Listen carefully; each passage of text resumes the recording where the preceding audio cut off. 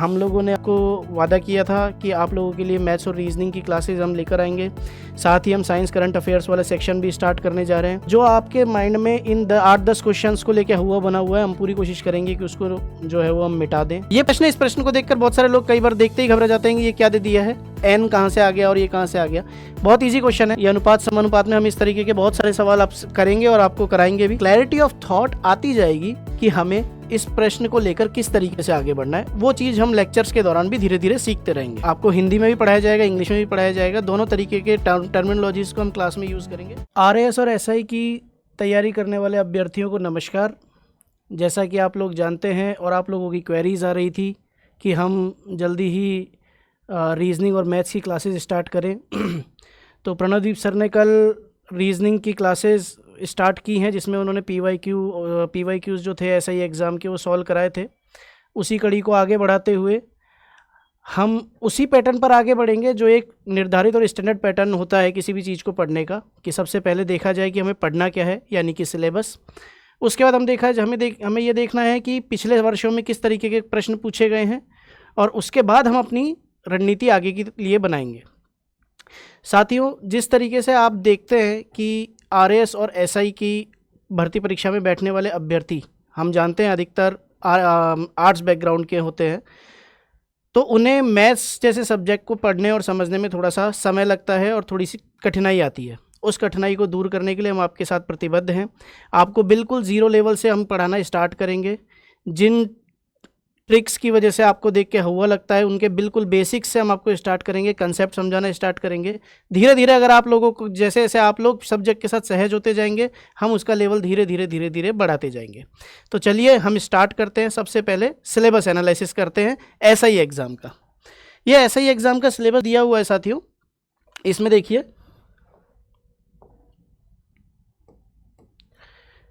Elementary knowledge of mathematical and statistical analysis, basic knowledge की बात की गई है, मैथमेटिक्स की और स्टैटिस्टिक्स की।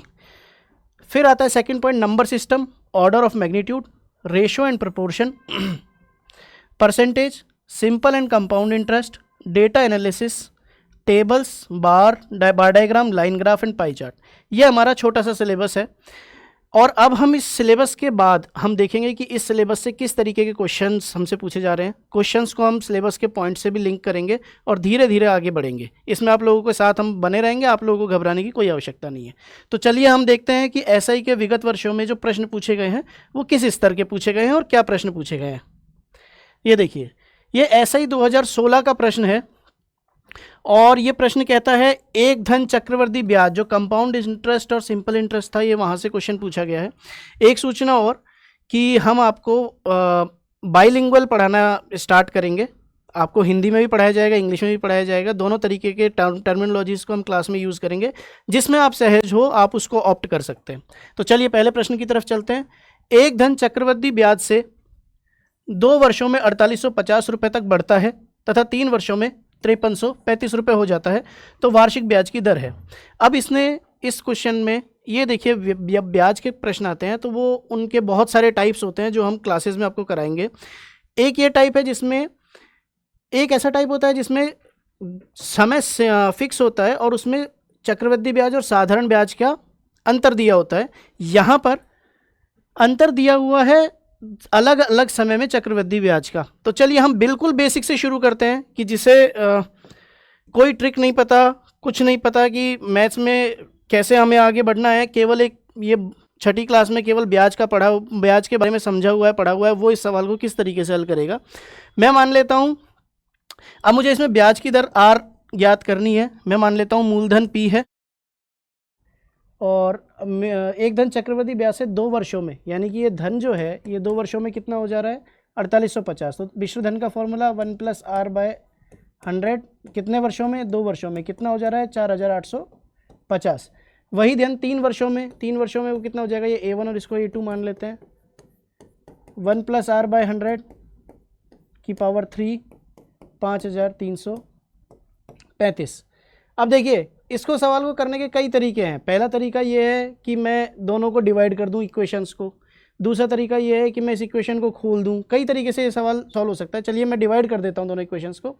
तो पहली ऊपर आ गया P 1+r/100 का square divide by p 1+r/100 का क्यूब, यह आ जाएगा 4850 डिवाइड बाय 5335। ये देखिए ये स्क्वायर से ये कट जाएगा।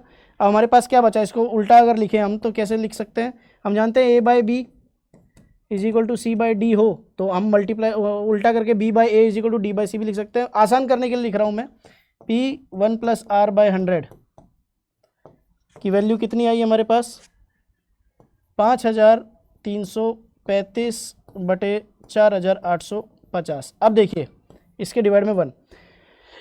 अब हम जब ये अनुपात समानुपात पढ़ेंगे तब भी उसमें चीज़ देखेंगे कि हम एडिशन और सब्सट्रैक्शन दोनों तरफ एक जैसा कर सकते हैं। अब मैं क्या करता हूँ, इधर से हटाता हूँ, ये p इधर से p, इधर से p भी हट जाएगा, p से p कैंसिल आउट हो जाता है। अब मैं इधर से हटाता हूँ, इसमें से इसको हटा मैं माइनस कर रहा हूँ। अब देखिए दोनों तरफ मुझे सेम ऑपरेशन करना होगा, तो इधर क्या बचा, अंश में क्या है 1+r/100 और हर में क्या है 1, मैंने माइनस कर दिया, divide by 1 as it is रहने दिया। आगे चलिए सेम ऑपरेशन में इधर कर रहा हूँ, 5335 माइनस 4850 डिवाइड बाय 4850। इधर क्या बचा, केवल r/100, इधर आ जाते हैं अब, है ना, r/100 की वैल्यू कितनी बची, 5335 में से 4850 गया तो कितना बचा, 485 डिवाइड बाय 4850।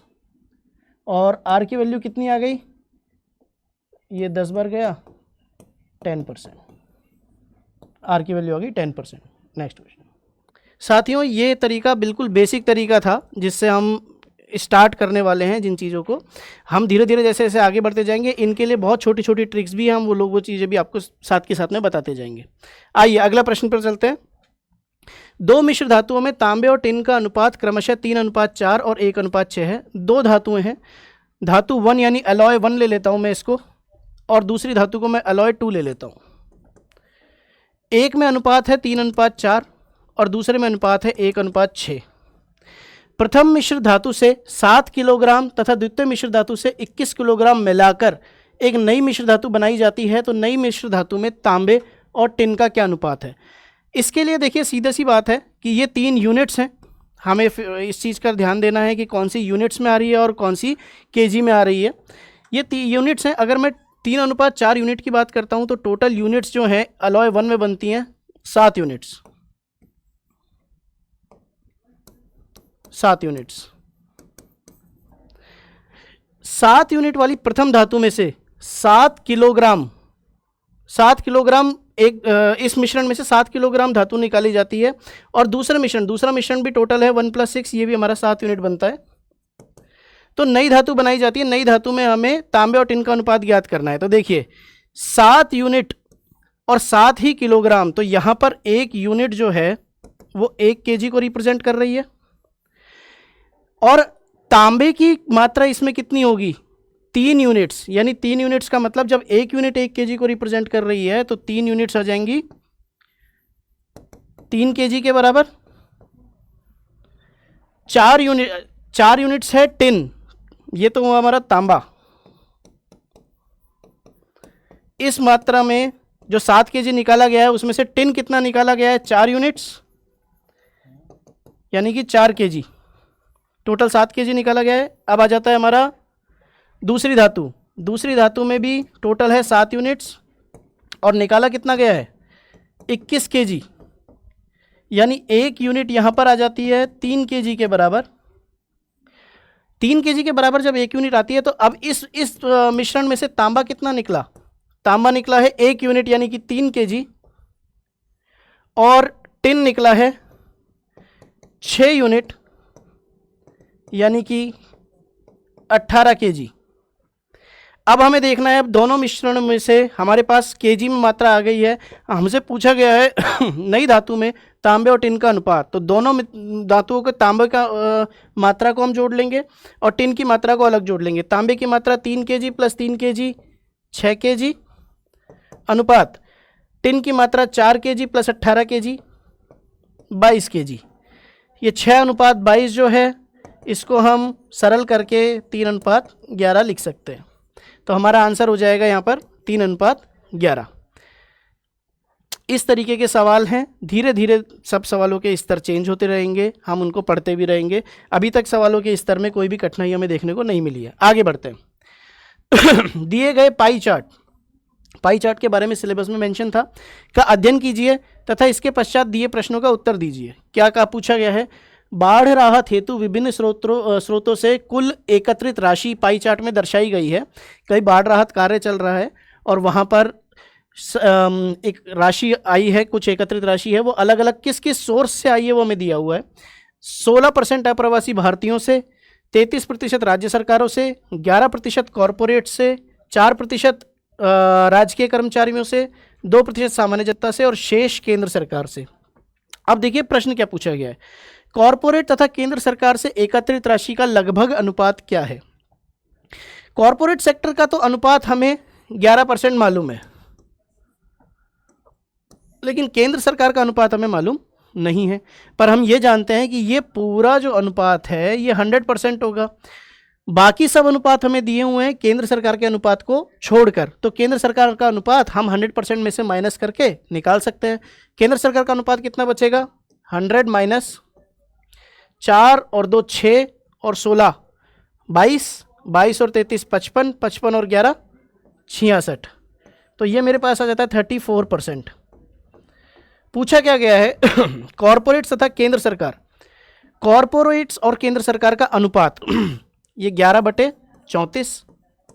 ये तो कोई अनुपात दे नहीं रखा है, लेकिन इसमें एक शब्द दे रखा है लगभग, एग्जैक्टली नहीं पूछा है। तो 11/34 का अगर अनुपात देखूं तो ये 11/33 के लगभग में 1:3, इस अनुपात में ये रेशो लगभग है। हमें मैथ्स के क्वेश्चन सॉल्व करते समय एक चीज़ का जो विशेष ध्यान रखना चाहिए वो ये है कि सबसे पहले प्रश्न को सरसरी नज़र से देख के हमें पूछनी, इस चीज़ पर जाना है कि ये पूछ क्या रहा है। ये जैसे ही आ जाएगा तो फिर उसके बाद जब हम पूरा प्रश्न पर आएंगे तो हमारे दिमाग में क्लैरिटी ऑफ थॉट आती जाएगी कि हमें इस प्रश्न को लेकर किस तरीके से आगे बढ़ना है। वो चीज़ हम लेक्चर्स के दौरान भी धीरे धीरे सीखते रहेंगे। अब हम आगे चलते हैं अगले प्रश्न पर।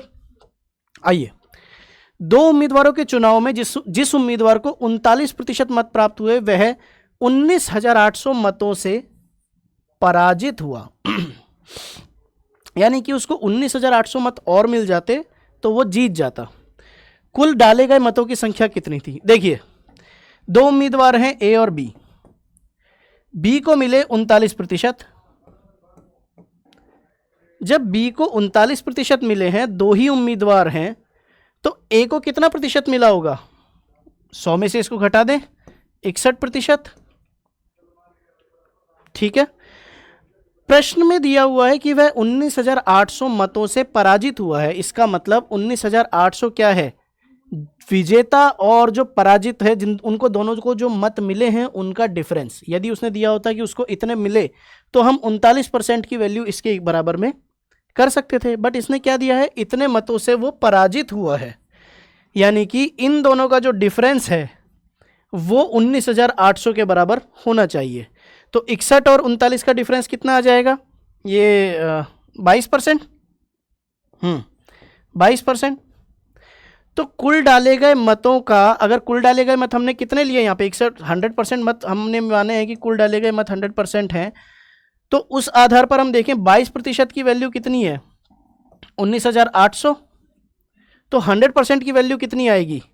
19,800 डिवाइड बाय 22%। तो ये कितना हो जाएगा?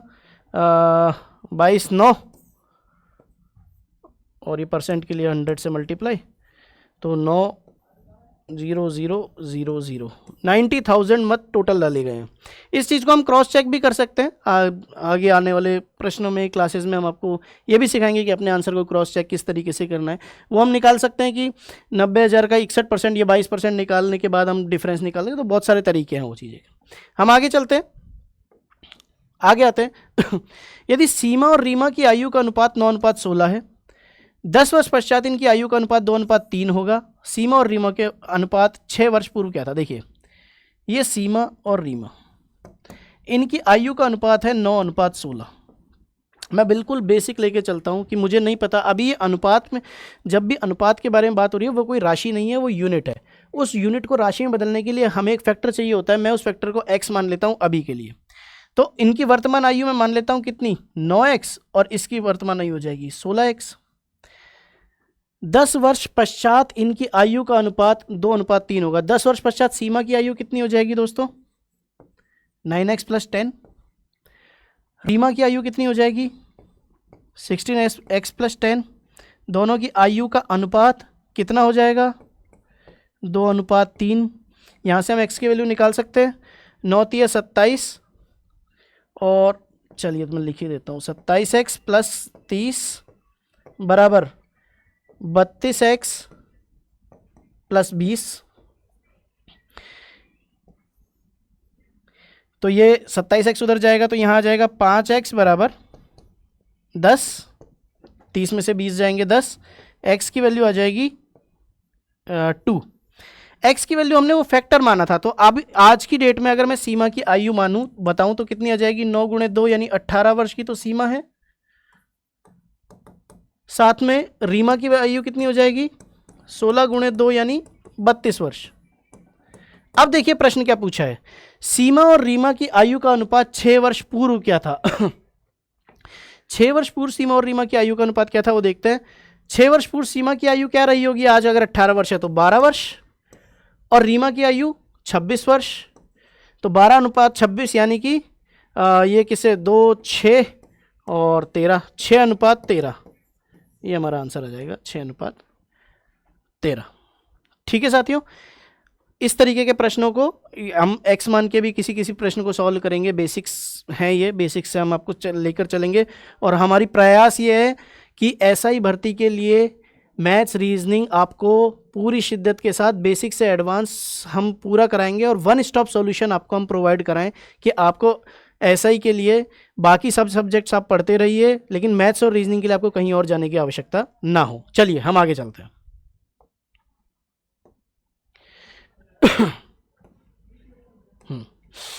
एक गांव की जनसंख्या 3,60,000 है।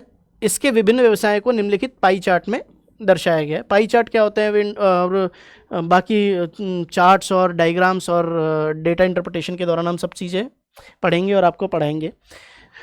तो विभिन्न व्यवसाय हैं जिसमें 120 डिग्री नौकरी को दिया हुआ है, उद्योग को 72, और ये अब हमें देखना क्या है, अब मैंने जैसे पहले बताया, सबसे पहले हमें देखना है कि हमें पूछा क्या गया है, नौकरी और परिवहन में लगे व्यक्तियों का योग निम्नलिखित में से किन व्यवसायों के योग के बराबर है तो हमें कुछ नहीं, बहुत सिंपल क्वेश्चन है, सीधा डिग्रीज का योग करना है। तो नौकरी और परिवहन में लगे व्यक्तियों का योग कितना है जी, नौकरी में 120 और परिवहन में 24, तो कितना योग हो गया, 120 + 24 144। अब हमें देखना है कि इन ये जो ऑप्शंस दिए हुए हैं इनमें से 144 किसका सम आ जाता है। सिंपल, व्यक्तियों का योग किन व्यवसायों के योग के बराबर है। तो कृषि और परिवहन को देखते हैं, पहले कृषि और परिवहन को देखते हैं। कृषि हो गया हमारा 108 और परिवहन 24, 108 और 24 132, ये गलत हो गया। व्यापार और उद्योग 36 और 72, 6 और 2 8, 7 और 3 10, 108, ये भी गलत हो गया। कृषि और व्यापार 108 और 36, ये हो गया 144। तो हमारा सीधा सीधा सिंपल, बहुत सिंपल क्वेश्चन है। आइए किसी मशीन के मूल्य का अवमूल्यन 10% प्रति वर्ष होता है। इसको 3 वर्ष पूर्व खरीदा गया था। यदि इसका वर्तमान मूल्य इतना है 8,748, तो इसका क्रय मूल्य क्या था। अवमूल्यन क्या होता है, कोई भी मशीन हर साल डिप्रिशिएट करती है, उसकी वैल्यू हर साल कम होती जाती है। यहाँ इन्होंने दिया हुआ है कि 10% की दर से कम कर रही है। चलिए मैं अब x के अलावा कोई दूसरे मेथड से इसको सॉल्व करते हैं। मान लीजिए उसका क्रय मूल्य जब वो खरीदा था, हमसे पूछा है क्रय मूल्य, हम क्रय मूल्य को ही मान के चलते हैं, 100 रुपये था। प्रथम वर्ष के बाद जब 10% अवमूल्यन उसमें हुआ, 10% उसके प्राइस में कमी हो गई, तो 1 वर्ष के बाद उसकी कीमत क्या बची, 100 का 10% हम घटा देंगे तो 90 रुपये। दूसरे वर्ष के बाद अवमूल्यन फिर से 10% हुआ, लेकिन अब यह अवमूल्यन 10% किस पर होगा, 90 रुपये पर। तो 90 रुपये का 10% अवमूल्यन यानी 9 रुपये का अवमूल्यन हुआ। तो अब अमाउंट कितना बचा इसका 2 वर्ष के बाद, 81 रुपये।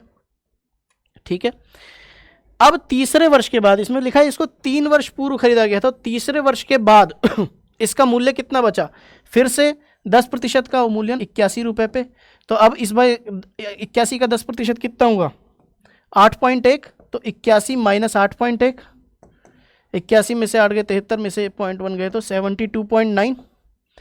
आज की डेट में इसका मूल्य क्या बना, 72.9। इसने दिया हुआ है आज की डेट में मूल्य है इतना, तो क्रय मूल्य पूछा है, यानी कि 72.9 जो है वो किसके बराबर हुआ,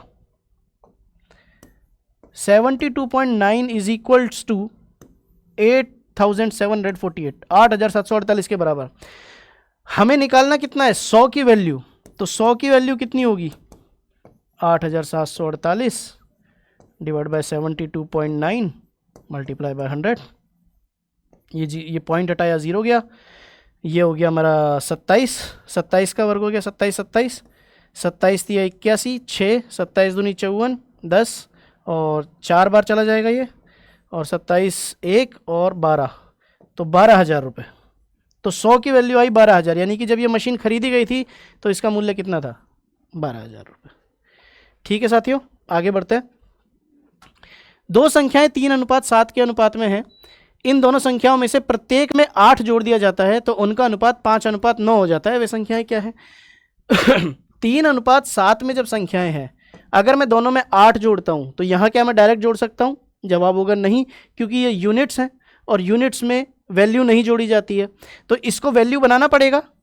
यूनिट को वैल्यू बनाने के लिए मैंने पिछले सवाल में बताया था कि हमें एक फैक्टर अज्यूम करना होता है, वो मैं मान लेता हूँ x, 3x, इसमें मैं 8 जोड़ देता हूँ, और 7x में मैं जोड़ देता हूँ 8, क्योंकि दोनों में प्रत्येक में 8 जोड़ा गया है, और दोनों का अनुपात निकालेंगे तो अनुपात आ जाता है 5/9। अब इसको सॉल्व करते हैं, क्रॉस मल्टीप्लाई करेंगे, 9 तिया 27x प्लस 9 8 72 बराबर 35x प्लस 40। अब 27x को इधर लेके जाएंगे तो ये हो जाएगा 8x बराबर 32, x की वैल्यू 4, ये वैल्यू आई है x की। अब पूछा क्या है, वे संख्याएं क्या हैं, तो वे संख्याएं ओरिजिनली क्या थी, 3x और 7x। तो पहली संख्या क्या हो गई 3x यानी 12, दूसरी संख्या क्या थी 7x यानी 28। ठीक है साथियों, ये हमारा अगला तरीके का प्रश्न था। ये अनुपात समानुपात में हम इस तरीके के बहुत सारे सवाल आप करेंगे और आपको कराएंगे भी। अगला सवाल प्रश्न देखते हैं हम। एक राशि का वार्षिक ब्याज दर के हिसाब से 2 वर्ष का साधारण ब्याज और चक्रवृद्धि ब्याज क्रमशः 900 रुपये और 954 रुपये है, तो इसका मूलधन कितना होगा। अब ये देखिए, अब अंतर किस चीज़ में दिया है, हमने एक पहले प्रश्न देखा था जिसमें चक्रवृद्धि ब्याज 2 वर्षों का लिया हुआ था, यहाँ पर वर्ष सेम है और ब्याज में अंतर है। अब देखिए, जब ये ब्याज 2 वर्ष का ब्याज साधारण ब्याज है, हम जानते हैं और हम आपको बताएंगे भी कि 2 वर्ष का साधारण ब्याज अगर ये है तो साधारण ब्याज प्रति वर्ष सेम अमाउंट से बढ़ता है, तो 1 वर्ष का साधारण ब्याज हो जाएगा 450 रुपये। अब देखिए, हम इसको थोड़ा सा और, मैं आपको थोड़ा सा और एक्सप्लेन करके समझा देता हूँ कि डायरेक्ट समझाऊंगा, जब डायरेक्ट ट्रिक से समझाऊंगा तो आप लोगों को लगेगा कि ये डायरेक्ट किस तरीके से लिख दिया गया। मैं थोड़ा सा इसको आपको एक्सप्लेन करके समझाता हूँ। देखिए, सिंपल इंटरेस्ट का फॉर्मूला है मूलधन गुणा समय गुणा दर बटे 100। अब यहाँ पर ब्याज कितना है 900 रुपये, मूलधन हमें निकालना है, समय 2 वर्ष, दर हमें पता नहीं है, तो P गुणे R की यहाँ से वैल्यू कितनी आती है, अगर मैं 100 को इधर लेके जाऊँ 90,000 और डिवाइड बाय 2 का भाग दूँ तो 45,000। हमें इस चीज़ को बैक ऑफ द माइंड अपने रखना है। अब आता है चक्रवृद्धि ब्याज 2 वर्ष का, 2 वर्ष का चक्रवृद्धि ब्याज, ब्याज पूछा है, धनराशि नहीं कही है, तो चक्रवृद्धि ब्याज में से हमें, मतलब मिश्रधन में से हमें मूलधन घटाना होगा। 2 वर्ष का 1 + R/100 इसकी पावर 2, ये तो हो गया मिश्रधन, इसमें से मैंने मूलधन घटा दिया, ये आ गया मेरे पास ब्याज। इसकी वैल्यू दे रखी है मुझे 954। अब देखिए, यहाँ से मैं P कॉमन ले लेता हूँ और इसको खोल देता हूँ, 1 + R/100 का स्क्वायर प्लस 2r/100 -1, क्योंकि p बाहर आ गया है, 1 से 1 कैंसिल आउट हो जाता है, ये आ जाता है 954। अब देखिए साथियों आगे p को अंदर वापस लेकर आए तो बनता है PR/100 का whole square plus 2PR/100 is equal to 954। अब देखिए PR/100 की वैल्यू हमारे पास कितनी आई थी, या हमने PR निकाला है तो PR/100 की वैल्यू हम यहाँ से डायरेक्ट भी निकाल सकते हैं। ये आई है मेरे पास PR/100 का होल स्क्वायर और 45,000 डिवाइड बाय 100, 900। ठीक है, मैं यहाँ डायरेक्ट 900 लिख देता हूँ। 954। अब इसको इधर लेके जाएं तो डिफरेंस कितना आएगा, 54 रुपये, यानी कि 54 रुपये किसके बराबर है, PR/100 का होल स्क्वायर। अब देखिए साथियों, जब हम आपको प्रैक्टिस कराते हैं तो हम डायरेक्ट ये सारा स्टेप ना करते हुए आपको सीधा इस स्टेप पर लेकर आते हैं। और जब हम ये कहते हैं कि जब समय आपका फिक्स दे रखा हो और फिक्स समय में ब्याज, चक्रवृद्धि ब्याज और उनका दोनों की वैल्यू दे रखी हो, आप सीधा दोनों का अंतर निकालिए। 2 वर्ष के लिए PR/100 का होल स्क्वायर होता है। अगर मैं आपको डायरेक्ट अभी PR/100 का होल स्क्वायर यहाँ पर बता देता तो आप लोगों के मन में ये संशय आता कि ये डायरेक्ट वैल्यू कैसे लिख दी है। ठीक है, अब हम आगे चलते हैं। अब मैं यहाँ पर वापस ले लेता हूँ। हम यहाँ तक पहुँच गए हैं कि 54 की वैल्यू कितनी आ गई है, PR/100 का स्क्वायर। अब देखिए साथियों, 100 के स्क्वायर को मैं इधर लेके जाता हूँ, 54 × 100 × 100 बराबर PR × R। लिख सकता हूँ मैं PR स्क्वायर को। PR की वैल्यू आई थी मेरी 45,000, मैं PR की जगह पुट करता हूँ 45,000, तो R की वैल्यू मेरी कितनी आई, 54, 1 2 3 4 डिवाइड बाय 45,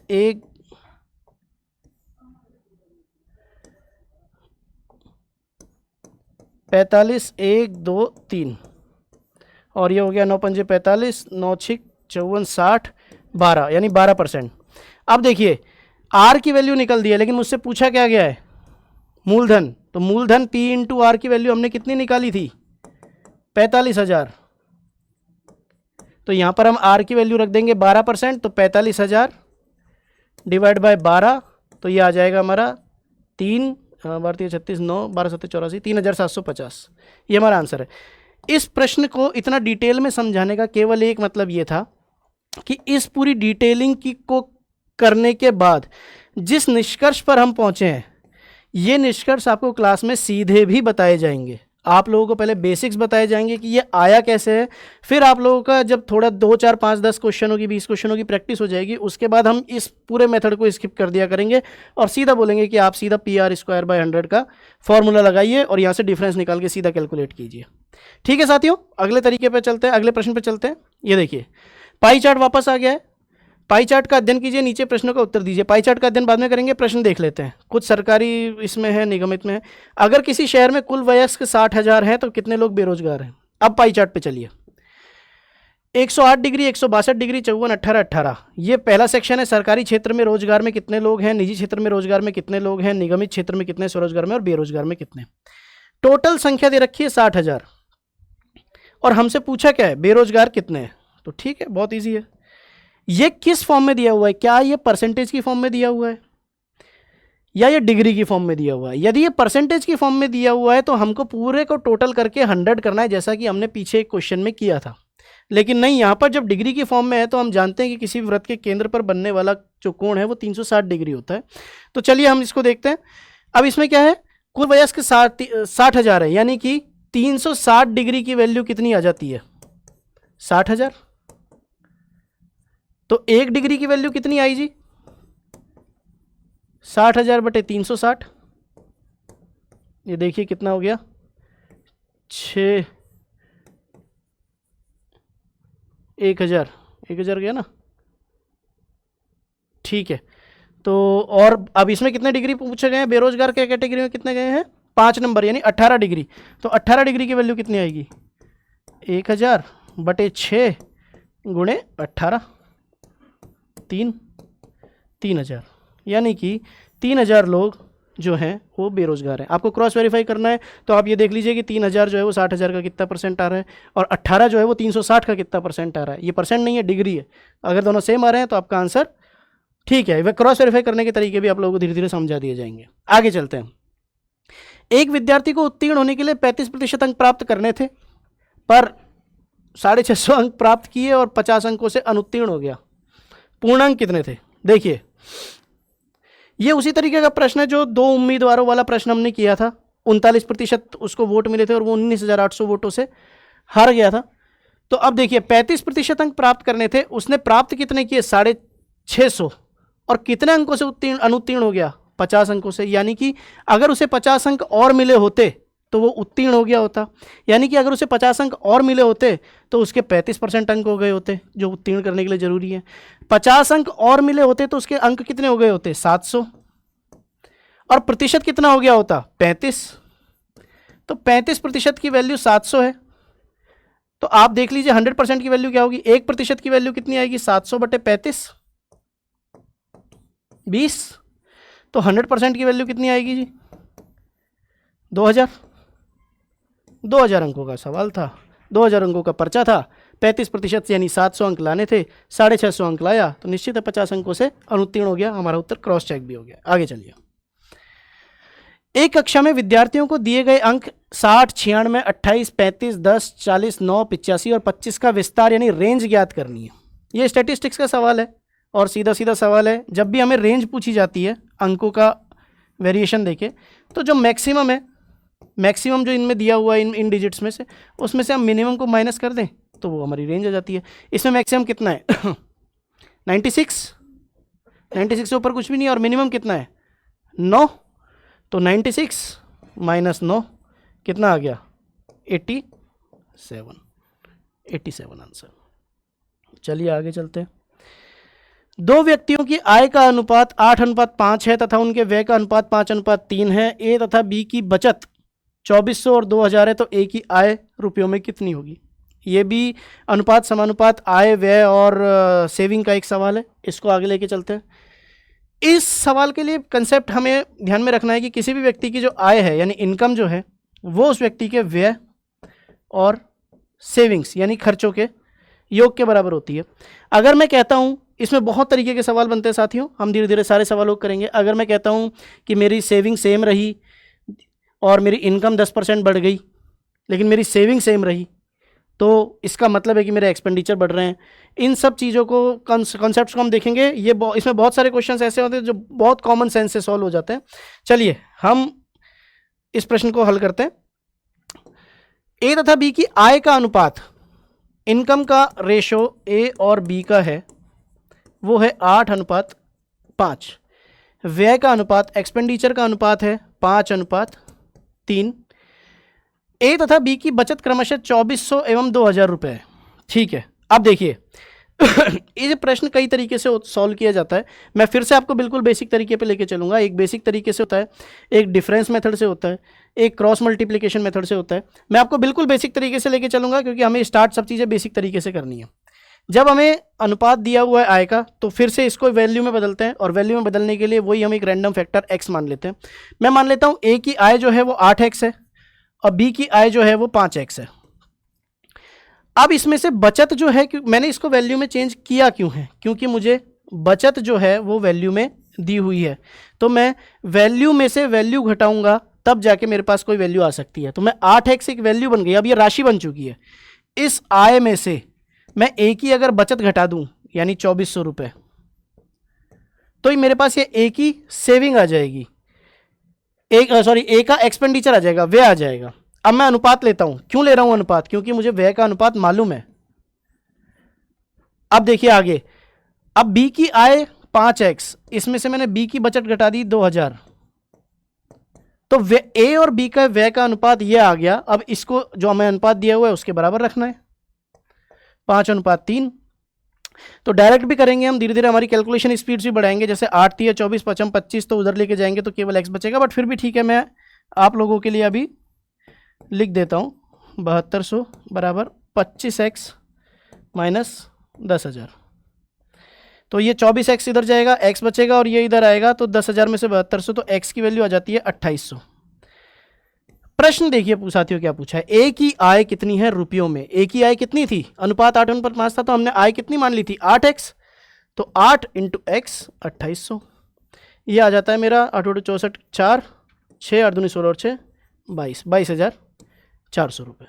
इसमें अलग अलग तरीके के प्रश्न बनते हैं, हम अलग अलग तरीके के प्रश्नों को अलग अलग तरीके के मेथड से सॉल्व करेंगे, जो भी आप लोगों को सूटेबल लगे आप वो मेथड ऑप्ट कीजिएगा। बट एक जनरलाइज्ड मेथड हम आपको डिटेल्ड में समझाएंगे कि अगर आप ट्रिक्स में इनमें कहीं पर अटकते हैं तो आप बेसिक मेथड से अपने सवालों को सॉल्व कर सकें। आइए, राजस्थान के एक शहर की जनसंख्या 3 लाख है, इसमें 1,80,000 पुरुष हैं और कुल जनसंख्या का 50% शिक्षित है। तो देखिए अब ये 3 डेटा से हमें क्या क्या मिल जाता है। 3 लाख हमारे पास जनसंख्या है, 1,80,000 पुरुष हैं, 1,80,000 पुरुष हैं, तो महिलाएं कितनी हो गई 1,20,000। 50% शिक्षित है, तो 3 लाख जो जनसंख्या है इसमें से 50% यानी कि 1,50,000 शिक्षित है। यदि 70% पुरुष शिक्षित हो तो अशिक्षित महिलाओं की संख्या क्या है। तो पुरुष कितने हैं टोटल 1,80,000, इसमें से 70% पुरुष शिक्षित है, तो शिक्षित पुरुषों की संख्या कितनी हो गई 1,80,000 का 70%, ये गया 1 2 3 56 6 7 5 1,26,000 पुरुष शिक्षित हैं।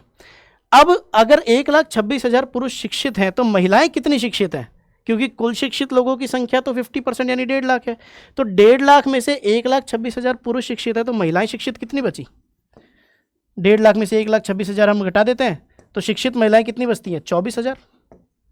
1,50,000 में से हमने 1,26,000 घटा दिया, 24,000 महिलाएं शिक्षित बची। लेकिन प्रश्न में क्या पूछा हुआ है, अशिक्षित महिलाओं की संख्या क्या है। तो अशिक्षित महिलाएं कितनी है, कुल महिलाओं में से शिक्षित महिलाएं हम घटा दें तो अशिक्षित महिलाएं जब आ जाएंगी। कुल महिलाएं कितनी है हमारे पास 1,20,000, इसमें से शिक्षित महिलाएं कितनी है 24,000, बची कितनी महिलाएं 96,000। 96,000 महिलाएं जो हैं वो अशिक्षित हैं। महिला साक्षरता की समस्या हर जगह है, यहाँ पर भी है। चलिए आगे चलते हैं।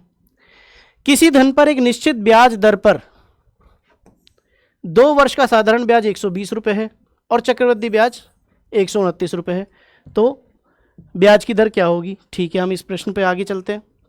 देखिए, अब मैंने ये सेम प्रश्न आपको पहले भी कराया था और वो दूसरे मेथड से कराया था, डिटेल वाले मेथड से। अब मैं आपको इसमें शॉर्ट तरीके से थोड़ा सा बताता हूँ। 2 वर्ष का साधारण ब्याज है 120 रुपये, तो 1 वर्ष का साधारण ब्याज कितना हो जाएगा 60 रुपये।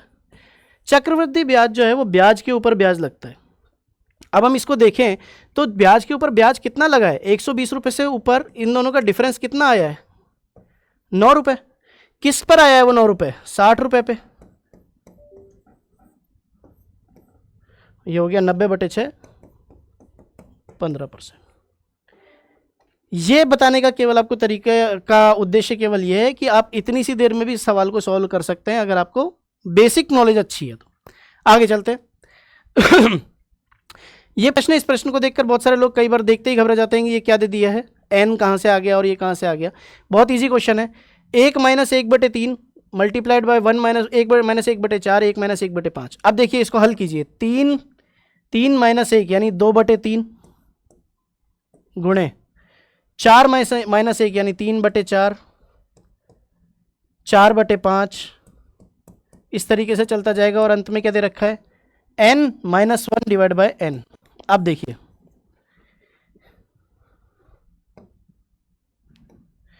ये 3 से 3 गया, 4 से 4 गया, 5 से 5 जाएगा, 6 से 6 जाएगा। अब ये देखिए कि जो चीज़ें कैंसिल आउट हो रही है वो किस डायरेक्शन में हो रही है, वो ऊपर से नीचे हो रही है या नीचे से ऊपर हो रही है। ये पहले डिनोमिनेटर कट रहा है, न्यूमरेटर बच रहा है, फिर डिनोमिनेटर कट रहा है, न्यूमरेटर बच रहा है। तो अब आगे लास्ट के उसमें क्या हो जाएगा, अगली वाली का न्यूमरेटर कटता जा रहा है, तो ये n - 1 कट जाएगा, लास्ट में क्या बच जाएगा डिनोमिनेटर बच जाएगा। वापस देख लीजिए,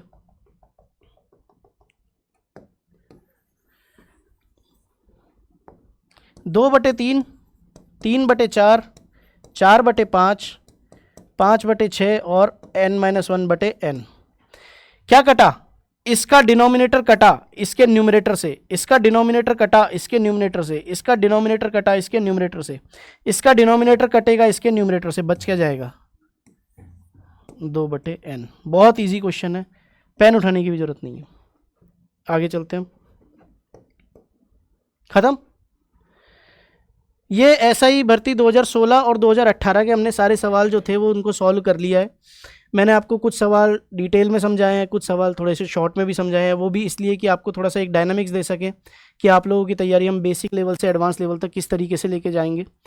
सभी विषय और सभी टॉपिक्स मैथ्स के, रीजनिंग के प्रणव सर पढ़ा रहे हैं, मैथ्स के मैं पढ़ाऊँगा आपको, बिल्कुल बहुत अच्छे से आपको लेकर चलेंगे।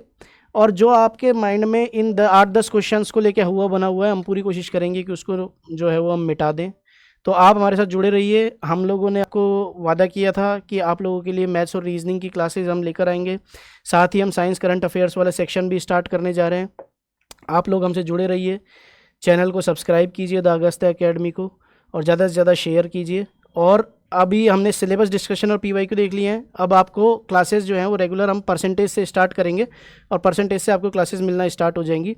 आप साथ के साथ प्रैक्टिस करते रहिए, आपको डेली होमवर्क भी दिया जाएगा, थोड़ी बहुत चीज़ें मैं अपने आप से करने के लिए दूंगा। क्योंकि देखिए साथियों, 2 चीज़ें हैं, एक तो जनरल बात कर रहा हूँ मैं तो इंजीनियरिंग बैकग्राउंड से हूँ, लेकिन मैं जनरली बात करूँ तो आर्ट्स बैकग्राउंड के बहुत सारे दोस्त हैं हमारे, उनके लिए मैथ्स पढ़ना बड़ा मुश्किल काम हो जाता है। थोड़ी मेहनत, थोड़ा सा एक एक्स्ट्रा एफर्ट, जो जिसको एक्स फैक्टर बोलते हैं हमारे मैथ्स में, वैसे ही हम रैंडम वेरिएबल एक्स मान के चलते हैं, तो हम एक्स फैक्टर को लेकर चलेंगे। एक्स फैक्टर आपको अपनी तैयारी में डालना पड़ेगा। वो एक्स फैक्टर क्या हो सकता है, मैं आपको बस 1 मिनट का समय और लूँगा, वो मैं बता देता हूँ। जैसे कि हम प्रतिशत स्टार्ट करेंगे, तो मैं अब आपको कुछ फ्रैक्शंस बताऊंगा कि आपको ये फ्रैक्शंस याद रखने हैं। 1/6 की वैल्यू कितनी होती है, 1/11 की वैल्यू कितनी होती है, या मैं आपको क्यूब्स बताऊंगा कि 9 का क्यूब कितना है, 12 का क्यूब कितना है, वो आपको याद रखने होंगे, या अंडर रूट्स बताऊंगा। ये सब चीज़ें यहाँ पर आपको याद नहीं कराई जा सकती हैं, ये सब चीज़ें आपको दे दी जाएंगी, इनकी PDF भी बना के हम आपको दे देंगे। लेकिन उन सब चीज़ों को आप मेमोराइज़ करके रखें, क्योंकि जैसे जैसे हम आगे बढ़ेंगे इन सब चीज़ों की रिक्वायरमेंट आपके प्रैक्टिस में बढ़ती जाएगी। तो चलिए हम अब नेक्स्ट क्लास में मिलेंगे। आप तब तक आप चैनल को शेयर कीजिए, सब्सक्राइब कीजिए और बने रहिए। और टेलीग्राम, इसकी PDF जो है वो भी आपको टेलीग्राम चैनल अगस्त्य एकेडमी के टेलीग्राम चैनल पर मिल जाएगी, और उसका लिंक आपको डिस्क्रिप्शन में मिल जाएगा। तब तक के लिए पढ़ते रहिए, धन्यवाद।